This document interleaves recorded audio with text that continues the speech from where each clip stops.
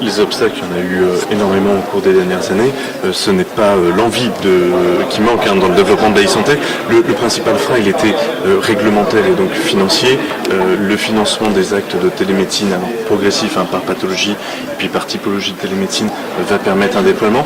Et puis probablement que les mentalités ont aussi beaucoup évolué chez les praticiens d'abord. Par exemple, chez Fancy Health Tech, on organise avec l'URPS Médecins Île-de-France régulièrement des rencontres entre des startups technologiques et des médecins libéraux. Les hôpitaux commencent à faire l'acquisition de plus en plus de solutions pour gérer le préopératoire et le post-opératoire. Donc finalement, les maisons de santé se développent et se numérisent rapidement. Donc finalement, on est plus dans une vague d'accélération que de frein actuellement sur la e-santé.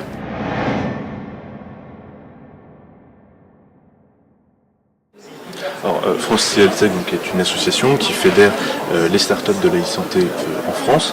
On est à but non lucratif et on n'est pas une société de conseil ou d'accompagnement dans la e-santé. Les buts sont doubles. En fait, il y a un premier but interne qui permettait à cet écosystème qui est très fragmenté sur le plan technologique, comme sur le plan géographique, comme même sur le plan social. Les CEO sont de profils très différents, de se rencontrer, de s'échanger les bonnes cartes de visite, les bonnes pratiques, voire même de répondre à des projets communs au niveau national ou européen. Et puis il y a tout l'écosystème autour, puisqu'on a une trentaine de membres partenaires et beaucoup d'institutions publiques. Le but était d'organiser des rencontres, de favoriser les débats, par exemple sur le RGPD qui arrive et autres. Et puis enfin, très concrètement, on a des actions de communication communes ou d'acquisition commune. Ça peut être de l'hébergement agréé de données de santé, ça peut être des mètres carrés dans des stands. On va en acheter 100 et on va les revendre au prix coûtant au mètre carré à chacune des startups. L'union fait la force et c'était pour être au courant de tout.